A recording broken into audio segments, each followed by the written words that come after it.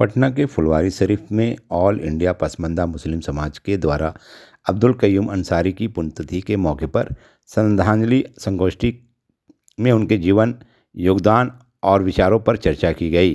चर्चा में आए हुए विद्वानों ने बताया कि अंसारी जी ने भारतीय स्वतंत्रता संग्राम के दौरान और उसके बाद भी पसमानदा समाज के उत्थान और सशक्तिकरण के लिए अद्वितीय कार्य किए।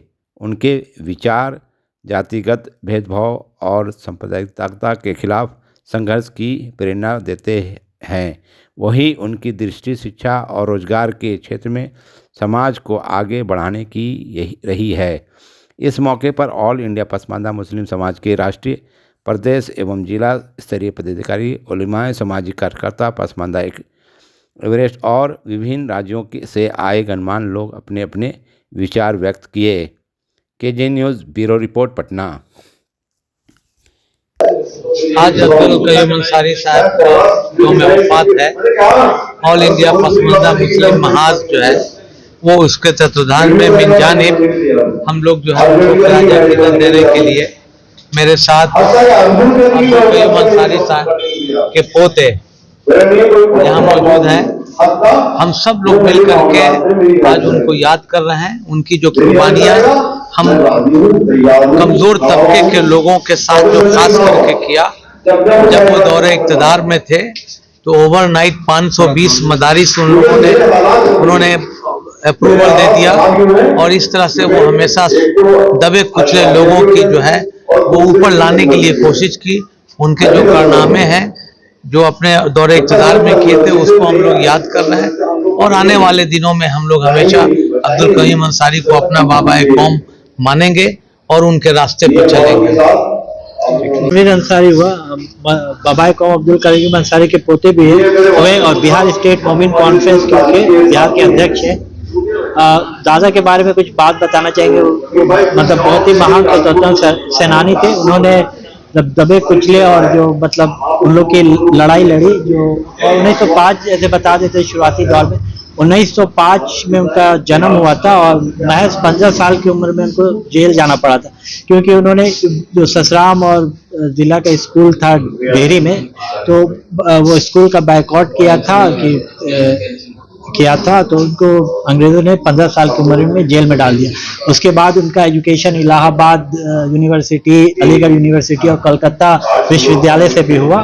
और इन्होंने उस वक्त देखा कि जो बुनकर समाज के लोग हैं और दबे कुचले समाज के लोग हैं, बुनकर समाज लोग का जो पेशा था वो अंग्रेजों ने काफ़ी ध्वस्त कर दिया था, तो वो काफ़ी खराब स्थिति में थे। तो वो उन लोगों को एक संगठन बनाए पूरे देश में और वो मतलब काफ़ी संख्या में थे, जो मतलब बहुसंख्यक होता है पूरे देश में, और उन लोग को स्वतंत्रता मतलब संग्राम से जोड़े और उन्होंने स्वतंत्रता संग्राम की लड़ाई लड़ी और मोमिन कॉन्फ्रेंस का उन्होंने गठन किया।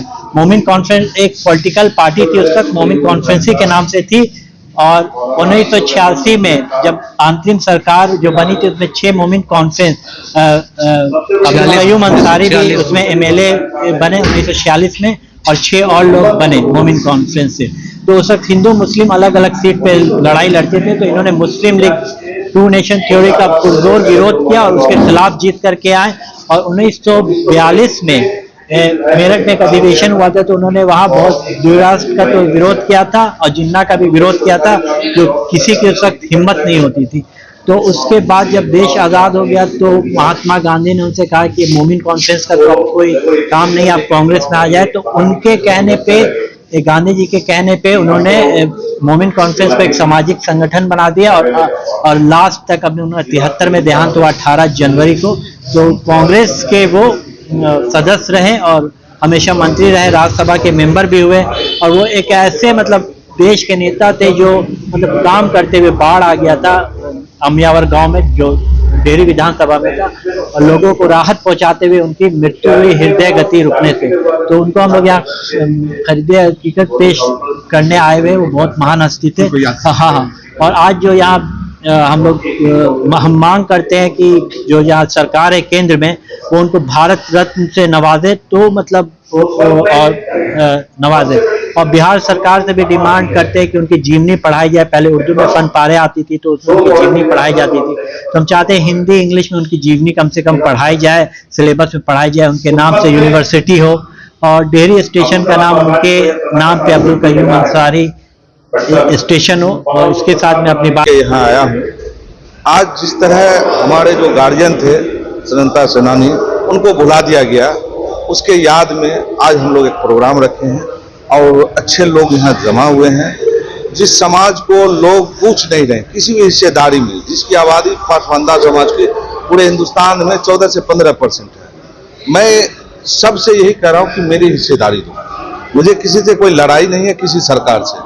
यहाँ पे और भी लोग आए हैं, हर पार्टी से आए हैं, ठीक ना, क्या कि वो पासमानदा समझ के आए। और ये आज जो शुरुआत हुई है ये आगे बढ़ते चला जाएगा और इसकी लड़ाई पासमानदा समाज के लिए जो बैनर बना है ऑल इंडिया पासमानदा समाज का, उस पर ये कार्य स्टार्ट हो चुका है। और इनके गार्जियनशिप में जो हमारे स्वतंत्रता सेनानी थे, जिन्होंने हिंदुस्तान में रह के पाकिस्तान जाना पसंद नहीं किया, उनको रत्न मिले, ठीक ना, भारत रत्न मिले। उनके नाम से बिहार में यूनिवर्सिटी खुले, कॉलेज खुले, ठीक है ना। अभी डेयरी ऑनसन के उनके पोता बता रहे थे रेलवे स्टेशन, तो सम्मान की चीजें उनको सम्मान दिया जाए। मैं ये बिहार सरकार से भी कहूंगा और हिंदुस्तान की जो गवर्नमेंट में मोदी जी हैं, जो पासमानदा की आज बात कर रहे हैं, मैं उनसे भी अपील करूंगा कि उनको भारत रत्न देने का किया जाए।